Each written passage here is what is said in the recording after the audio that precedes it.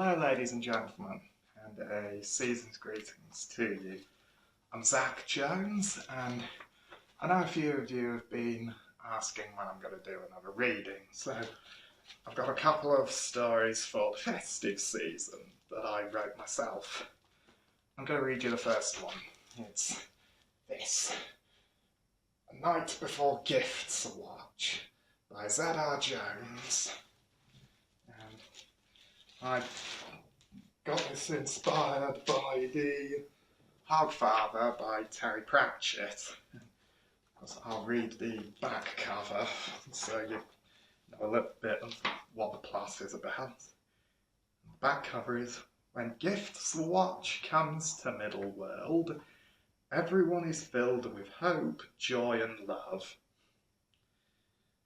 The celebration of Giftswatch is practiced by all in Middle-world, a parallel version of our world, where peoples all over Middle-world prepare for the arrival of the Giftman and the Watchman to deliver their gifts and magical protection, but only to those who are good of heart. This story is inspired by the work of Terry Pratchett's The Hogfather, and the stories I have heard about alternate versions of Christmas. So I decided to write this for the festive holiday in Middle-world with their own versions of Santa Claus and his helpers. Now, just remember, if you are good of heart and pure of heart, the Giftman and the Watchman will give you presents and magical protection for a whole year. But if you are not pure or good of heart, then you will be cursed with magical catastrophes and bad luck that will not lift unless you prove you are pure of heart. Right then, are you all sitting comfortably? Very good. Are you all ready? Very good. Right then, time for it to begin. It was the night before Giftswatch, and all was silent through the houses of Willardstead. Not a mouse did creep through the halls, nor a single rustle of curtains or creaking of doors throughout the houses. But across the village of Willardstead, the streets were cloaked with white snow, tinsel the colours of dark blue, bright red, golden yellow, emerald green and silvery grey hung from the trees and the buildings of the village. But in the village square was an enormous oak tree with a wide trunk, silver bark and golden leaves, but covering it were the tinsel the same colours covering the village, as well as baubles and other kinds of Giftswatch decorations of all different shapes, sizes and colours, and upon the top of the tree was a sculpted bust of the Giftman and the Watchman together, the spirits of Giftswatch. But in every house of the village there were decorations in every room, but in the living rooms by the fireplace there was a bottle of fine wine or vintage rum next to a plate that held a large meat pie and a couple of home-baked cookies. But next to the plates laid in every house was a note for the Giftman and the Watchman. The robins and thrushes were among the many decorations in each house, symbols of Giftswatch for generations ever since they appeared at the first Giftswatch thousands of years ago, when the sorcerer Merlin the Wise and mage Emrys the Great began Giftswatch by bringing the foes of Middle-world's first great war together to make peace and exchange gifts with each other. And then the tradition of Giftswatch was born with two wizards taking on the mantle of the Giftman and the Watchman. The Giftman was a very powerful and very kind-hearted wizard who visits houses all over the middle world. He leaves presents as well as magical protection if you have been good of heart. While in return, he shares the pie and cookies as well as drinks of rum or wine left out for him and his companion, the Watchman.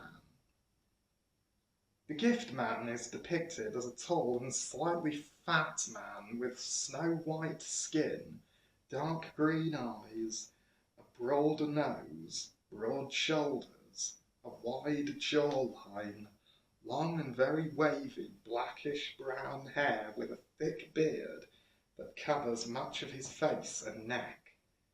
He also wears robes of dark blue, golden yellow and bright red with a black leather belt, dark grey boots, thick brown leather gauntlets, a sky blue and snow-white cloak across his shoulders, and a golden top hat upon his head. But he also carries around with him a tall and rather thick staff with a large blood-red jewel embedded at the top and wrapped in a tangle of branches. The Watchman, on the other hand, the Giftman's friend and companion, was the polar opposite of the Giftman. The Watchman was a foot shorter and a lot thinner than the Giftman, with white skin, rather narrow eyes that were sapphire purple, square-set shoulders, a narrow jawline, and short but slightly spiky rusty red hair. He also wears robes of emerald green, silvery grey and pearl white with a grey leather belt, dark brown boots, thick leather green gauntlets, a diamond blue and forest green cloak across his shoulders, and a silver flat cap upon his head. But instead of carrying a staff like the Giftman, he carries a bronze pinewood wand along with a large greyish-brown shoulder bag that carries the scrolls of parchment, phoenix feather quills, and bottles of fire orange ink to check who has been either good or bad of heart. The Watchman's job is to see if you have been good of heart or not, because if you are good of heart, the Giftman will leave you not only presents, but also magical protection that will last a whole year. But if you are not good of heart, you are given 6 months of bad luck, have one of your prized possessions taken, as well as magical catastrophes that will last until you prove to be good of heart. Then your bad luck, catastrophes and your prized possession returned to you, all in the spirit of Giftswatch, as it has been for thousands of generations. I hope you're all liking this so far.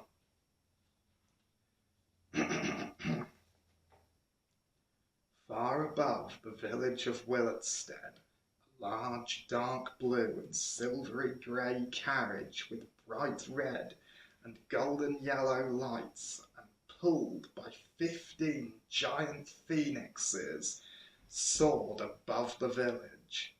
The phoenixes were the size of swans with wings as big as an albatross's, long tail feathers with circular ends like spoons, fan-like crests upon their heads, silvery grey talons and beaks, but their feathers were fiery red, yellow and orange, and shone like flames. Reins were attached to harnesses on each of their backs, which led back to the carriage where the Giftman and the Watchman sat. Where do we go first, Watchman? No, sorry. Try that again. Where do we go first, Watchman? Asked the Giftman as he gripped the reins of the phoenixes. His voice was deep, but soft and jolly. We are to make our first stop at Willardstead, just down below. Quite a few houses down there, but I will have to check my list to see who is good of heart and who is not, replied the Watchman.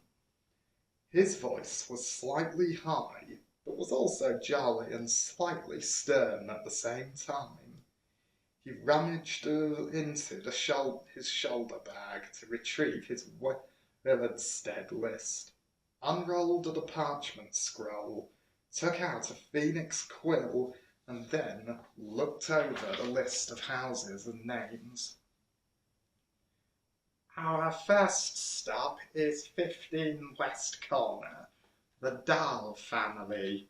2 parents with 4 children, 2 boys and 2 girls, the Watchman said in a tutor-like voice. All righty, let's go to the Dahl family at 15 West Corner, the Giftman said heartily. Then he thrust the reins with one swift motion, and the phoenixes glided down from above the village and down to West Corner, a small trail of greyish-black smoke in their wake. The carriage landed upon the roof of 15 West Corner, a rather large cottage with a grey-tiled roof, reddish-brown bricks as the base, 12 windows with the curtains drawn, a large front door painted bright yellow and decorated all over with Giftswatch decorations. The Giftman and the Watchman climbed out of the carriage carefully, retrieved the large greyish-brown sack filled with the presents, and then made their way to the chimney. The Giftman had retrieved his staff. He would need it if they were to fit down the chimney together. All right then, I shall get us down the chimney, the Giftman said. Then he placed the present sack beside him, rolled up his sleeves, pointed his staff at the chimney hole, and murmured the enchantment to get them down the chimney. Alosia, chimney, the Giftman said. The colour of his eyes flashed green, and then the chimney widened. The Giftman picked up the present sack, and then he and the Watchman clambered over the rim of the chimney, and they both slid down the chimney like a knife going through butter. The Giftman and Watchman slid out of the fireplace and into the living room. There was a large 4-person sofa with ruby red leather covering it, and 6 square-shaped cushions of bright purple and dark green. 2 large armchairs that were covered in emerald green leather, and each with a square-shaped patchwork cushion.